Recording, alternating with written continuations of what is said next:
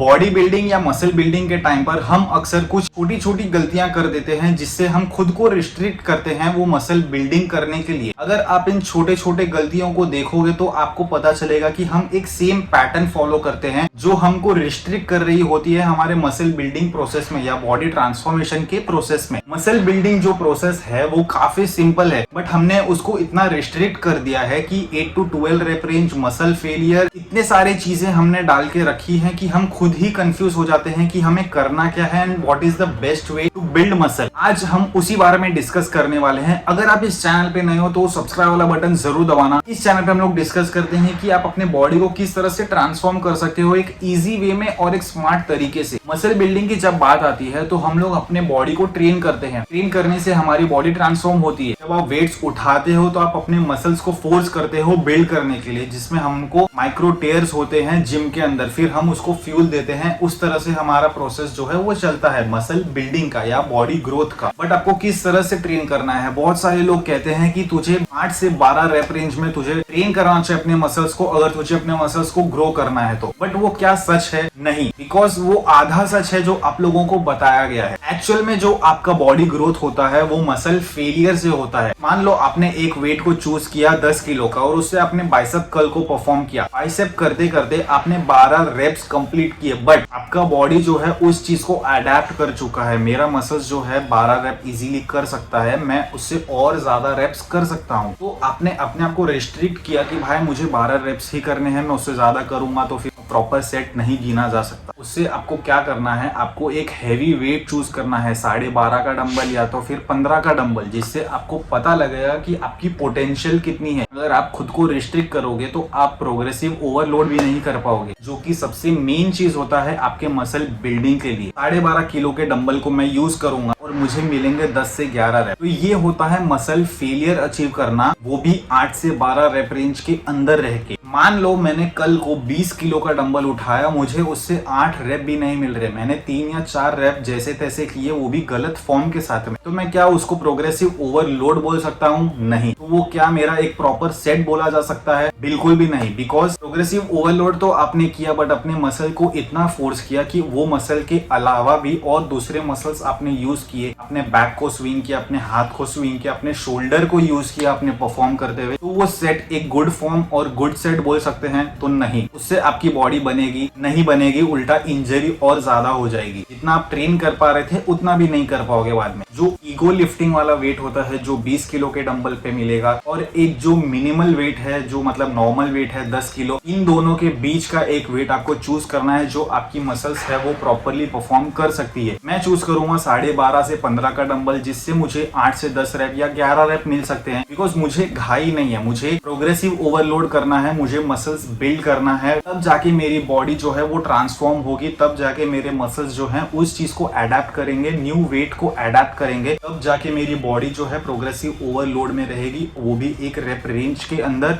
Beginners काफी करके मैंने देखा है जिम में जाएंगे, सबसे ज्यादा उनको बाइसेप्स करना है, ट्राइसेप्स करना है, चेस्ट करना है। नो डाउट मैं खुद वैसे था, मैंने भी बहुत सारी गलतियां की हैं, मुझे भी बहुत ज्यादा डंबल्स उठाने का शौक था। मैंने 60, 70, 80 ये सब उठा के, बट विद बैड फॉर्म। उसमें आपके शोल्डर इन्वॉल्वमेंट हो रही है, उसमें ज्यादा आपका ट्राइसेप्स एक्टिवेटेड है। मैं चेस्ट कर रहा हूँ, मुझे चेस्ट में फील ही नहीं हो रहा है। तो ये सेट जो है वो करके मतलब नहीं है, बिकॉज इससे आपको क्वालिटी सेट नहीं बोल सकते हो। ये आपका ईगो सेटिस्फाई कर देंगे एक बार के लिए, बट उससे क्या आपके मसल्स ग्रो होंगे? बिकॉज एट द एंड आपका गोल क्या है वो आपको भी पता है, मसल्स बिल्ड करना। तो क्या आपको वो 60, 70, 80 के डंबल्स उठाने के बारे में सोचना चाहिए या अपने फॉर्म को बेटर करना चाहिए? जितना स्लो एंड कंट्रोल्ड आपका वेट रहेगा उतना बेटर आपका एक्सरसाइज रहेगा। जितना फास्ट एंड एग्रेसिव आपका वर्कआउट रहेगा उतना ज्यादा चांसेस रहेगा आपको इंजरी होने का। तो इस चीज को ध्यान रखो, उस चीज को अडेप्ट करो, अपने बॉडी को समझो कि कौन सी आपकी एक्सरसाइज आपकी बॉडी को समझ पा रही है। एक्सरसाइज को समझो, उसको प्रॉपरली परफॉर्म करो, आपको भी एक आइडिया आएगा। बिकॉज ये सारी चीजें जो है वो काफी ज्यादा टाइम लेती हैं। कम से कम आपको एक एक्सरसाइज को 2 से 3 महीने तक करना चाहिए, तब जाके आपको आपकी बॉडी समझ में आएगी ये एक्सरसाइज से मेरी बॉडी किस तरह से रिस्पॉन्ड कर रही है, तो आपको एक बेटर रिजल्ट्स मिल सकता है लॉन्ग रन में। इस चीज को डेफिनेटली ट्राई करो। इसके अलावा भी अगर कुछ और क्वेश्चंस रहेंगे या क्वेरीज रहेंगी जो आपको समझ में नहीं आ रही रहेंगी या फिर आप कंफ्यूज रहोगे, कमेंट कर देना। मैं ट्राई करूंगा कि मैं आपको उसका एक बेटर आंसर दे पाऊं, बिकॉज मैं भी वो फेज से जा चुका हूं, तो आई नो कि वो पार्ट कैसा फील होता है। तो उस चीज को ध्यान रखो। ये वीडियो से अगर आज आपने कुछ भी नया सीखा है तो इसको एक बार शेयर करना अपने फ्रेंड के साथ में जिसको इसकी जरूरत रहेगी। सब्सक्राइब वाला बटन जरूर दबाना।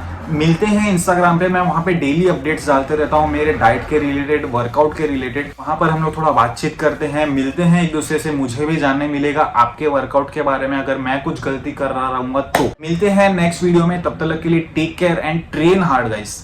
बाय।